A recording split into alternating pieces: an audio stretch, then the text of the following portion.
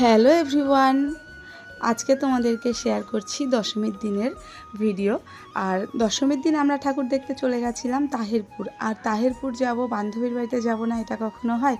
হ্যাঁ, তাহিরপুরেই ছিল রিমির বাড়ি। আর আমরা চলে গেছিলাম সবার ফার্স্টে রিমির বাড়িতে, আর তারপর ওখান থেকে চাটা খেয়ে বাবুকে খাইয়ে আমরা বেরিয়ে গেছিলাম ঠাকুর দেখতে। আর এই যে সোনালি, ও ছিল রিমির বাড়িতেই।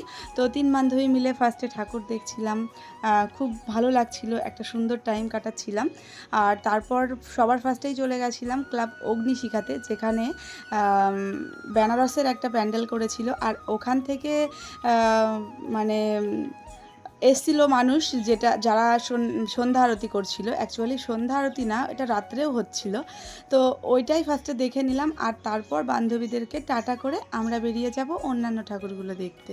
তো এতক্ষণ বেশ সুন্দরভাবে ওদের সঙ্গে ঠাকুর দেখছিলাম। তো তারপর ওরা চলে গেল ওদের মতো বাড়িতে, আর আমরা বেরিয়ে আসলাম ঠাকুর দেখতে। তো এনজয় করেছিলাম, ভালো লাগছিল, কিন্তু ওরা থাকলে আরও ভালো লাগতো।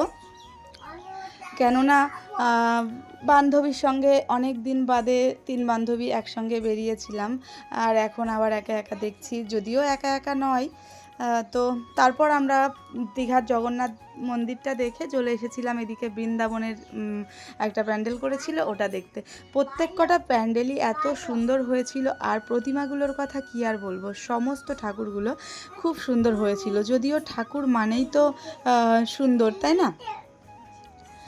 তো আর সবথেকে বড় কথা হচ্ছে এই যে এই প্যান্ডেলটা, এটার জন্য আমরা প্রচুর টাইম মানে লাইন দাঁড়িয়েছিলাম। সবথেকে বিরক্তিকর একটা জিনিস লেগেছিল, যেটা আমরা রাস্তাটা একটু মানে ভুলে গেছিলাম কোন রাস্তাটাই কোন প্যান্ডেলটা। তো যে কারণে কোনো মানুষকে জিজ্ঞাসা করতে হচ্ছিল যে কোন দিকে যাব, কোন রাস্তায় গেলে আমরা ওই প্যান্ডেলটার দেখা পাবো আর কি। তো যে জানে না সে জানি না বললেই পারে।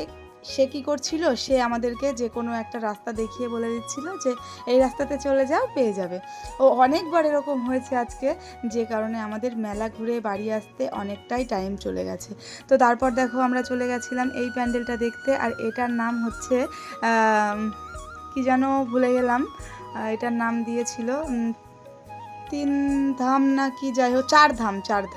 তো চার ধাম বলতে এখানে শিব ঠাকুরেরই চারটে জায়গা, যেমন কেদারনাথ ছিল, আরও গঙ্গোত্রী ছিল, আরও দুটো ছিল।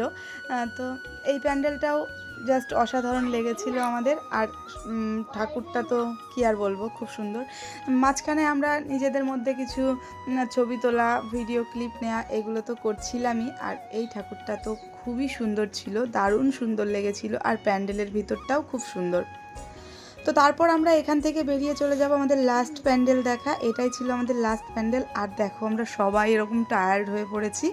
আর এখন আমরা খাওয়া দাওয়া করে নেবো, আর খাওয়া দাওয়া করে নিয়ে সোজা চলে যাব বাড়িতে, কারণ অনেকটা রাত হয়ে গেছে। আর ছেলেকে নিয়ে ঠাকুর দেখতে এসেছি, ও দাঁড়াতেও দিচ্ছে না।